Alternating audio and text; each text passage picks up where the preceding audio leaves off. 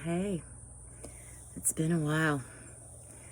So, my first video was lame, but I think you just got to start. So, I'm back. I had a couple of little delays, respiratory stuff, some events just going on and busy, but I'm back. So, I'm going to catch up on a little bit about what we're doing and sort of jump into some organization processes that I've been working on.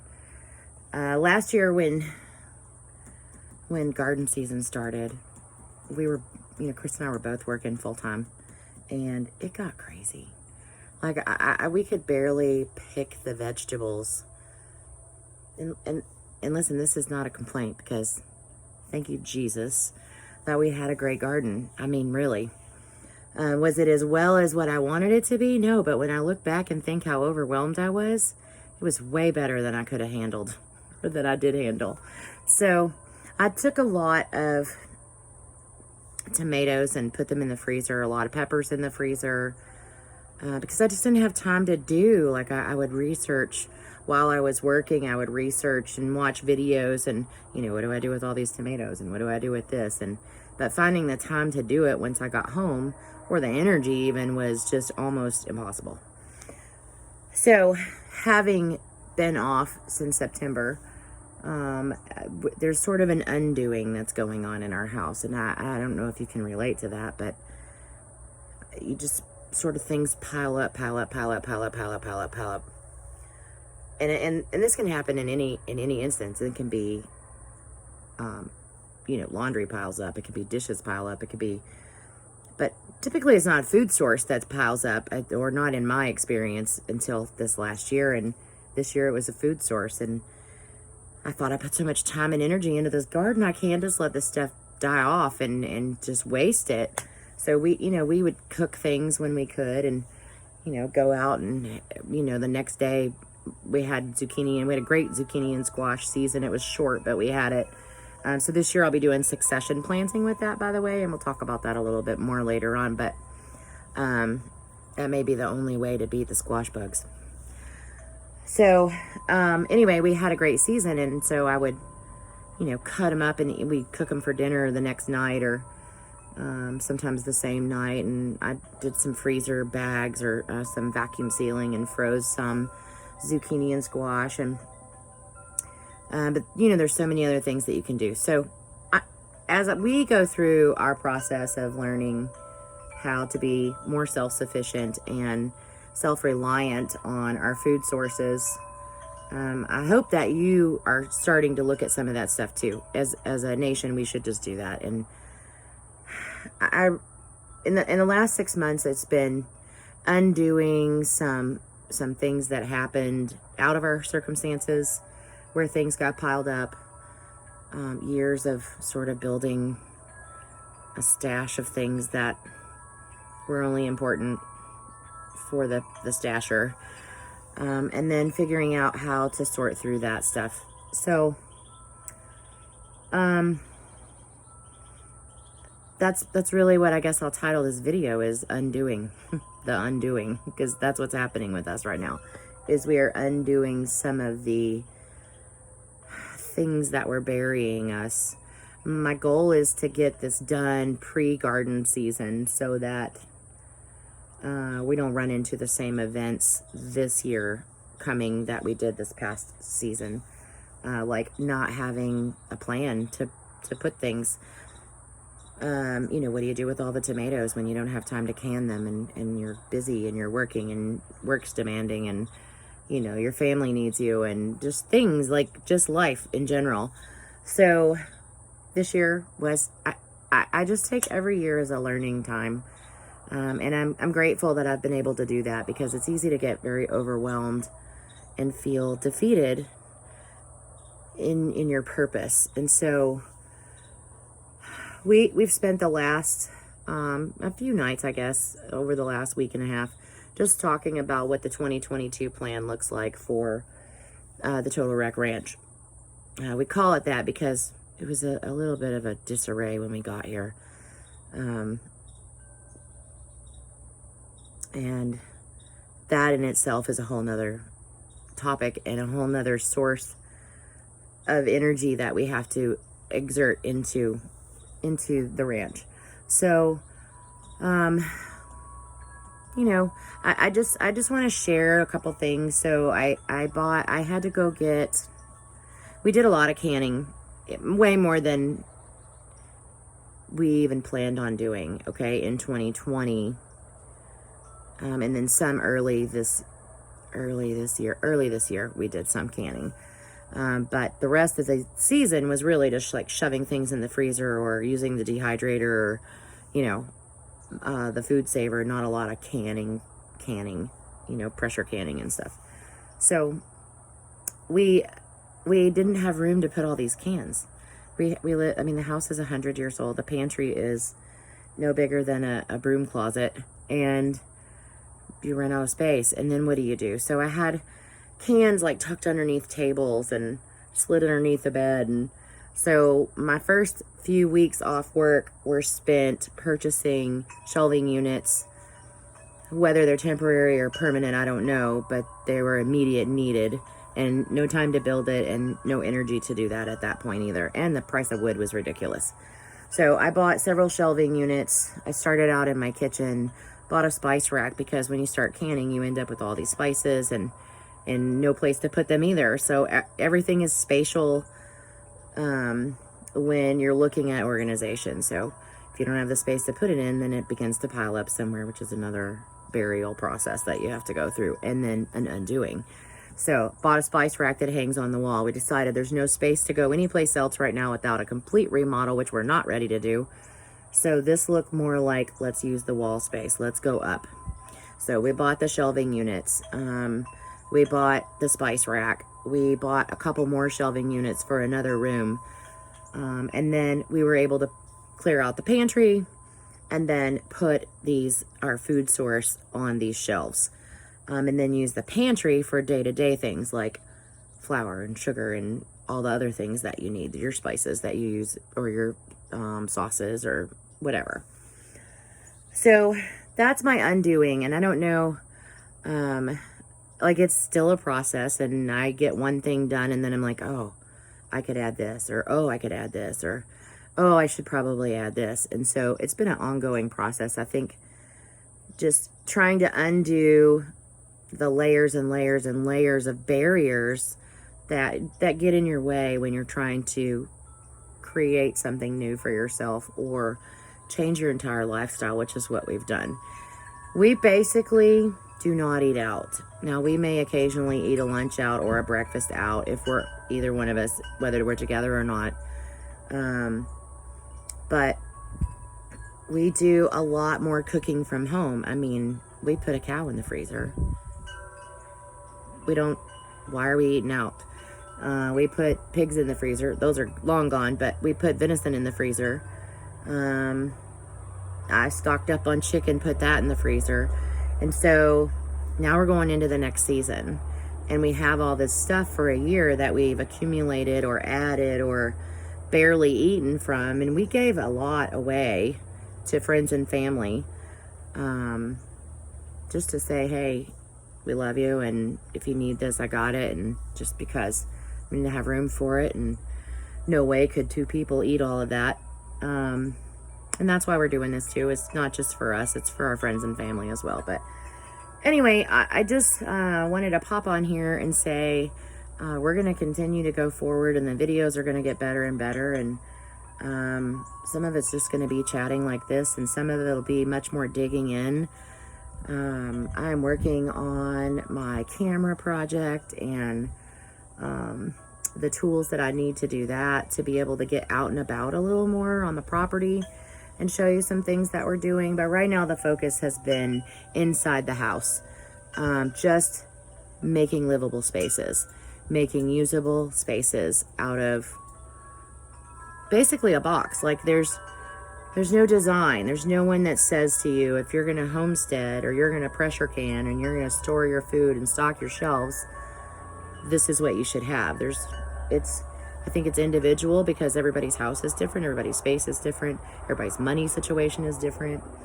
And so That's what we've been doing. And I mean right down to, how do I get to the point, because this is where I'm at, how do I get to the point where I can buy bulk flour, bulk sugar, bulk things, and have a storage space for them, but still make them usable.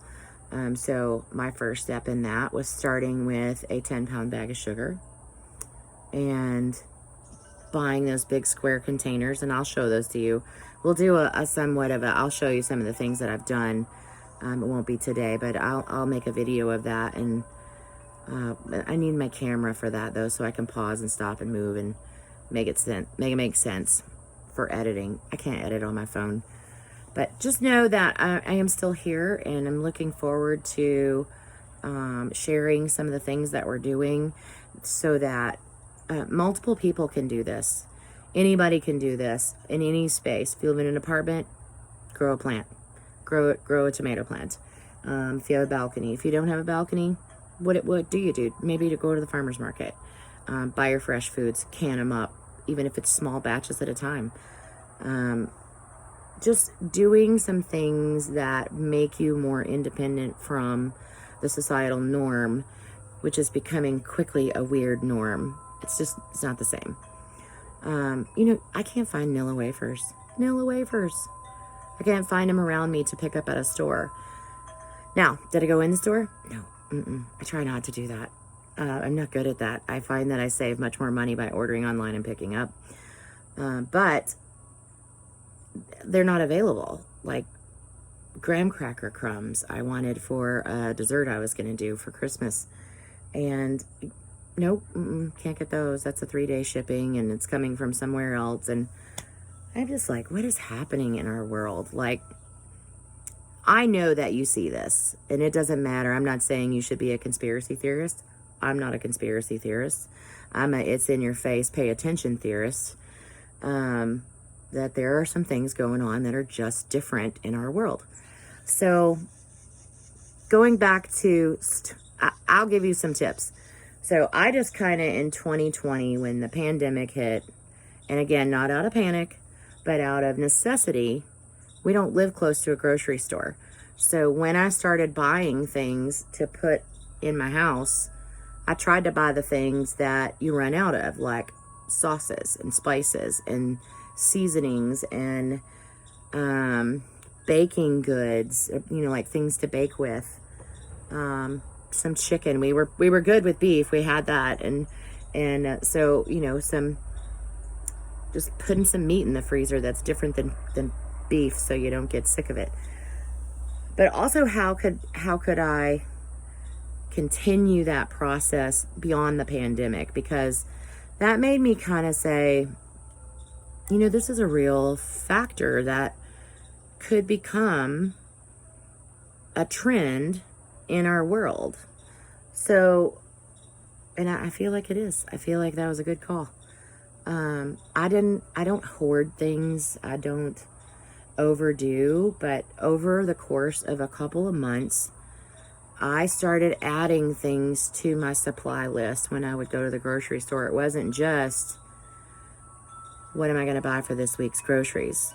It was, what do I need for the month? What do I know that I'm going to use? I know I'm going to use toilet paper. I know I'm going to use paper towels. We use paper plates a lot. Hopefully we'll move away from that a little bit as we adjust in our world with me home, and I have no problem doing dishes. I mean, I have a problem doing dishes. That's true. But what I'm saying is,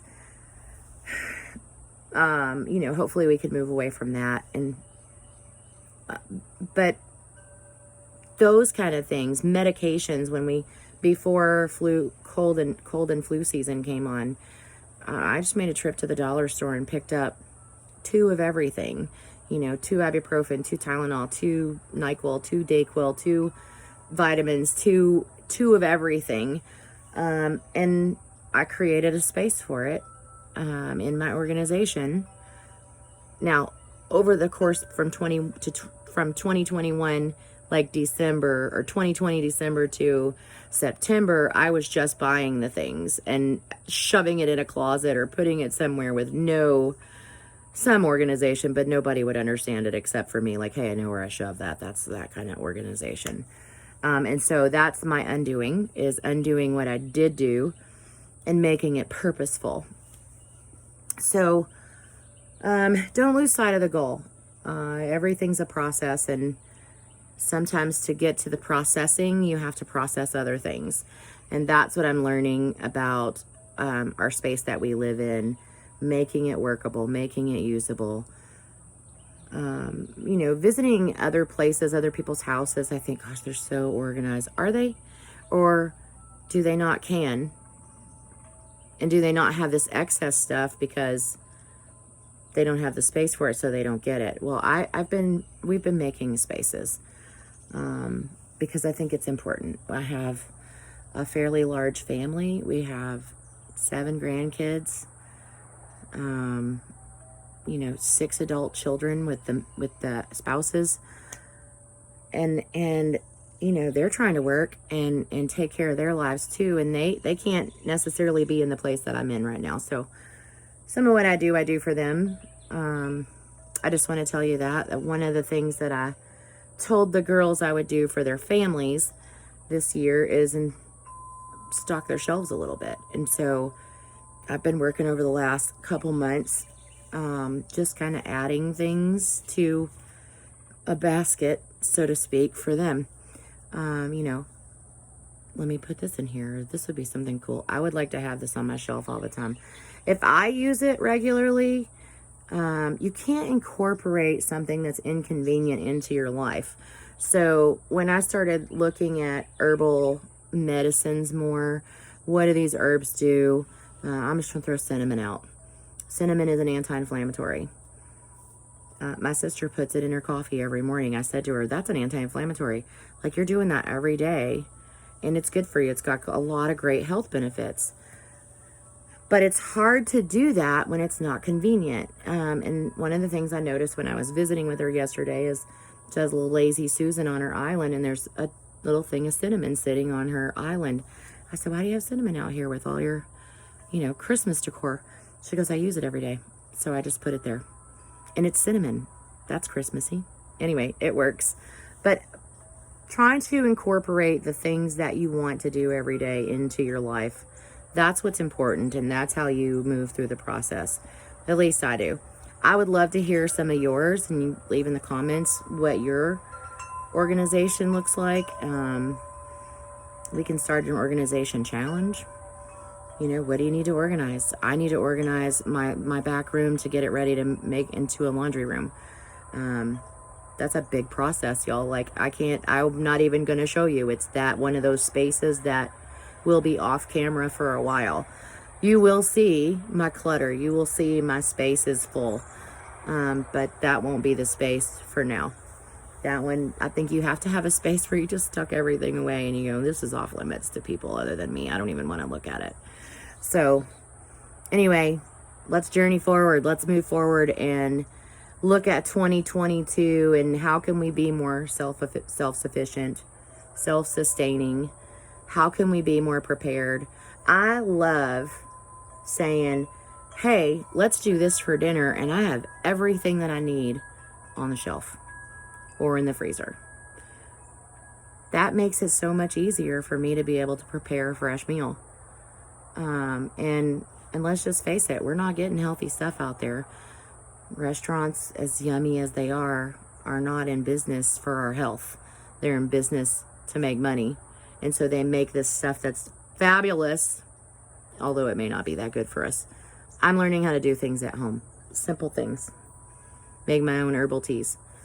We'll talk about some of that too. So anyway, I want to wish you all a Merry Christmas and know that I'm still here, and I'm really looking forward to pursuing this. This is my mission right now, is to teach us about and grow together in self-sufficiency, health sufficiency, and restoration of our lives and our health. Anyway, God bless.